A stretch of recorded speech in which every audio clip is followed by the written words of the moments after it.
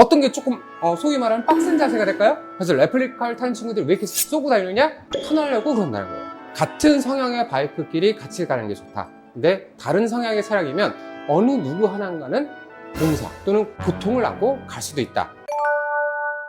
이번 시간에는 이런 교육을 좀 할 텐데요. 초보자가 꼭 좀 알고 운행을 했으면 하는 부분을 좀 설명드리도록 하겠습니다. 엔진의 이해예요. 내가 타는 차량이 어떤 엔진인지 그걸 이해를 해야 좀 더 재밌게 탈 수 있는데, 엔진을 자동차 엔진과 오토바이 엔진 두 가지로 나눌 수가 있을 것 같아요. 그러면 우선 자동차 엔진, 디젤이냐 가솔린이냐 이 차이에 따라서 얘를 쓸 수 있는 영역이 다르다는 거예요.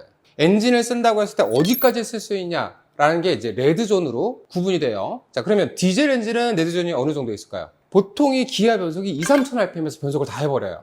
그러다 보니까 이 차를 충분하게 쓴다기보단 그냥 형식적으로 흘러가듯이 움직인다라는 거예요. 그러면 디젤 엔진은 어떻게 되냐? 보통 4,500에서 5,500 정도부터 레드존이 시작이 돼요. 가솔린 엔진은 어떻게 되냐? 6,500에서 7,500 이 정도 선부터 레드존이 시작이 됩니다. 그러다 보니까 엔진이 디젤이냐 가솔린이냐에 따라서 내가 얘를 써먹을 수 있는 영역이 크게 차이가 난다는 거예요. 그에 반해서 모터사이클, 이 오토바이는 가솔린을 쓰고 있어요. 그러면 얘는 레드존이 어디 있을까요? 보통 9,000에서 시작이 되는 경우가 많아요. 그러면 여기서 딱 봐도 오토바이는 어떻다? 엔진이 고회전을 쓴다. 그래서 자동차 엔진 오일하고 오토바이 엔진 오일이 좀 다른 거예요.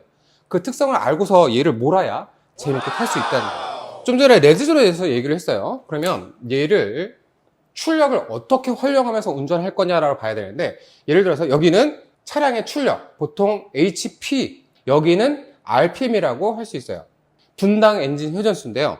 몇 RPM을 썼을 때 차의 출력이 어떻게 올라간다, 이런 걸 이해를 해야 돼요. 그럼 오토바이는 보통 레드존이 어디 시작한다고 했어요? 9초로 대 10,000 정도예요. 그러면 여기를 10,000이라고 가정하고 이 지점을 넘어서면 엔진의 출력은 급격히 떨어집니다. 그 앞에까지의 엔진을 써야 되는 거예요. 어떤 식으로 쓰냐? 엔진의 회전 영역이 쭉 X제곱 승의 그래프처럼 올라가요.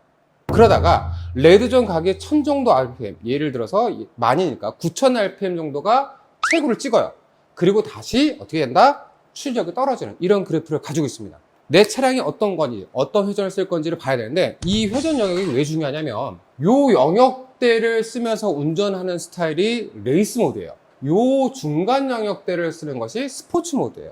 그리고 여기 약간 하단부의 영역을 쓰는 것이 크루징하는 모드예요. 딱딱 나눠져서 몇 RPM은 무슨 모드 이런 것이 아니라 운전자가 활용하기에 따라서 영역을 어떻게 쓰느냐. 레이스 하는 선수는 그래서 한 요 정도 볼게요. 7,000, 8,000, 9,000에서 대부분이 RPM을 변형하면서 쓴다는 거고, 난 좀 빠르게 달리고 싶어, 로드에서 스포츠 주행하고 싶다, 그러면 요 영역대에서 활용해서 엔진을 회전하는 거예요.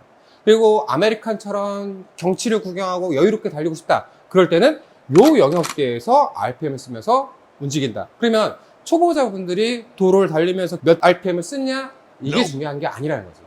좀 더 여유 있게 내가 이 정도까지 쓰면서 변속을 한다, 문제가 없다는 거예요. 너무 높게 쓰지만 안 나치면 적당한 영역에서 RPM을 끌어올리고 변속하고 끌어올리고 변속을 해요. 근데 그런 개념이 아니라 그냥 차량의 출력만 고지고대로 쓰겠다면 레플리카가 1000cc 되는 게 1단에서 악셀을 풀로 당기잖아요. 레드존을 넘어가기 직전에 100km 가까이 나와요. 기아 한 단으로.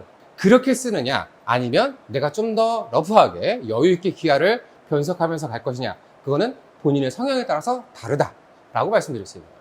요게 이제 엔진을 이해를 할 수 있느냐 없느냐, 그 차이가 되는 거고, 엔진의 형식 또는 차의 스타일에 따라서 움직이는 영역이 좀 달라진다는 거예요. 보통 이제 오토바이 포지션을 얘기할 때 F 포지션이라고 얘기하는 게 있어요. 그 다음에 아메리칸 포지션이 있어요. 그리고 스포츠 바이크의 포지션이 있어요. 1H, 2S라고 하는데, 1H는 핸들을 얘기해요. 2S는 시트와 스택, 이렇게 얘기를 해요. 요거를 세 점을 연결하게 되면 삼각형의 이런 형식이 나오는 게 F 포지션의 차량이에요. 아메리칸 포지션은 핸들, 시트, 스택, 이런 형상이에요. 삼각형을 연결해 보면 어떻게 된다? 약간 들려있는 형상이에요. 그리고 스포츠 바이크 같은 경우는 핸들, 시트, 스택, 약간 운전자가 앉아있을 때 앞으로 엎드리는 형상. 얘네들은 어떻게? 운전자의 머리가 있고 핸들을 잡고 이런 식으로. F 포지션은 어떻게 됐다? 어떤 게 조금 소위 말하는 빡센 자세가 될까요? 스포츠 바이크가 운전자가 좀 힘들어요. 이게 어떤 영향을 나타내냐면 이 차량이 달렸을 때 편한 영역대가 달라진다는 얘기예요. 예를 들어서 이런 F 포지션의 차량들은 80에서 120 정도의 속도를 달렸을 때 운전자가 가장 편안함을 많이 느껴요. 아메리칸들은 80 언더로 갔을 때 좀 편안함을 느껴요. 레플리카는 어떻게 되냐? 120 이상의 퍼포먼스를 가지면서 운행할 때 편한 거예요. 그래서 레플리카를 타는 친구들이 왜 이렇게 쏘고 다니느냐? 편하려고 그런다는 거예요. 그런 포지션을 이해를 하고 같이 투어를 가더라도 같은 성향의 차량끼리 같이 움직여야 투어가 여유로울 수 있다는 거예요. 어떤 사람은 스포츠 바이크를 타고 있는데 나는 이제 초심자야. 아메리칸을 타고 있어요. 그 사람을 쫓아가려면 어떻게 할까요? 힘들 수밖에 없다는 거예요. 같은 성향의 바이크끼리 같이 가는 게 좋다. 근데 다른 성향의 차량이면 어느 누구 하나인가는 공사 또는 고통을 안고 갈 수도 있다. 그러면 이 영역대 때문에 어떤 특성이 더 달라지느냐? 차의 제동 성능이 달라요. 아메리칸들은 80 언더로 달렸을 때 편한 차량이니까 그 정도 속도에서 브레이크 잡아도 돼 라고 하면서 브레이크 성능이 조금 잘 안 들어 이런 느낌을 들어요. 그게 바로 레플리카는 어떻게 돼요? 무지막지하게 쏘죠. 그걸 제어하기 브레이크 성능이 월등히 강하다. 그런 퍼포먼스 차이가 있기 때문에 똑같이 속도를 달려도 어떤 사람은 쓰지 못하고 밀고 가고 어떤 사람은 짧게 쓸 수도 있고, 그렇기 때문에 더더욱 같은 포지션의 차량들을 타는 것이 초보자한테는 좀 더 유리하고 안전할 수 있다 라고 말씀드릴 수가 있는 거예요.